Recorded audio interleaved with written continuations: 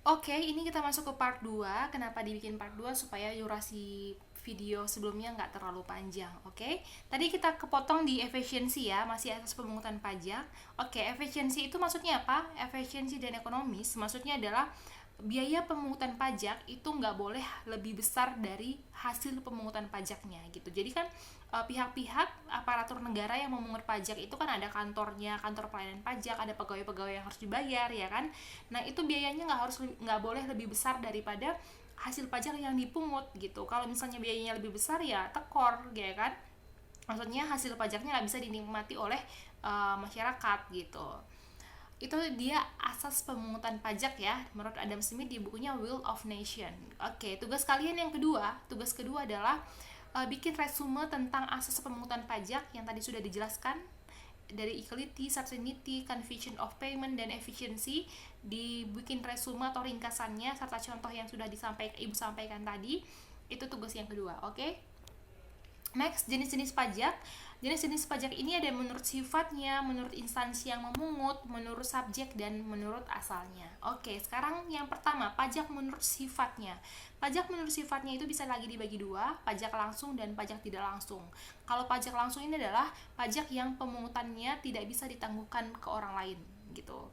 Contohnya adalah pajak bumi dan bangunan gitu. Pajak penghasilan itu harus wajib pajaknya sendiri kan yang bayar pajaknya gitu ya.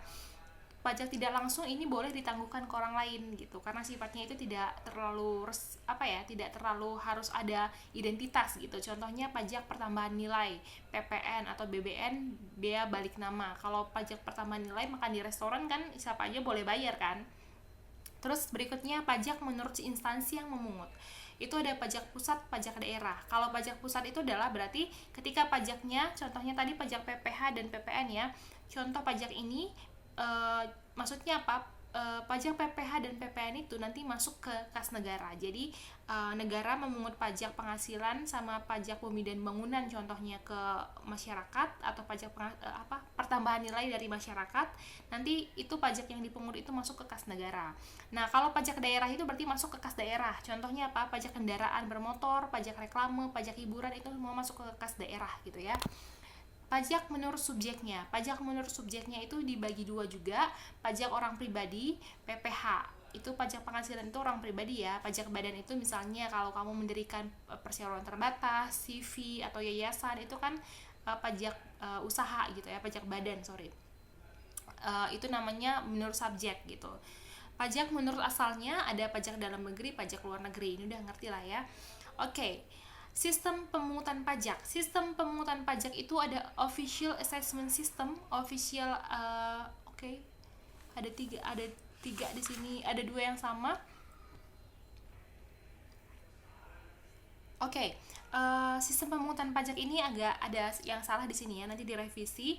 Yang pertama itu adalah official assessment system, yaitu kewenangan kepada aparat pajak untuk menentukan jumlah pajak terutang yang harus dibayarkan gitu. Jadi biaya atau berapa pajak yang harus dibayarkan oleh masyarakat itu ditentukan oleh aparat pajak. Tugasnya adalah cari contoh pajaknya apa kalau dia sistemnya official assessment system, oke? Yang kedua ada yang namanya self assessment system. Kalau ini adalah memberikan kepercayaan dan wewenang kepada wajib pajak untuk mendaftarkan diri dan memperoleh NPWP serta menghitung pajaknya sendiri.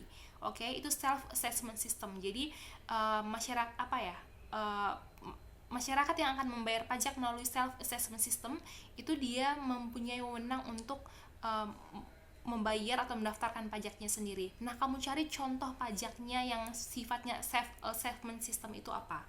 Oke. Yang ketiga, withholding system. Withholding system itu adalah pemungutan pajak yang memberikan wewenang kepada pihak ketiga yang wajib melakukan pemotongan atau pemungutan pajak atas objek pajak tertentu. Oke. Jadi ini ada pihak ketiga yang dia itu terlibat dalam pemungutan pajak. Kamu kasih contohnya yang dia itu sistem pemungutan pajaknya withholding system gitu ya, yang dia itu ada pihak ketiganya, itu contoh pajak apa dan biasanya terjadi di mana. Oke, jadi ini tugas ketiga. Oke ya, jadi tugas ketiga adalah sistem pemungutan pajak itu kamu cari contoh-contoh masing-masing dari self assessment system, official assessment system, sama withholding assessment system. Oke, kira-kira itu aja sih contoh tentang perpajakan. Oke, jadi 3 tugas itu silahkan dikerjakan dengan baik ya. Nanti tugasnya diupload di e-learning. Oke, terima kasih semua.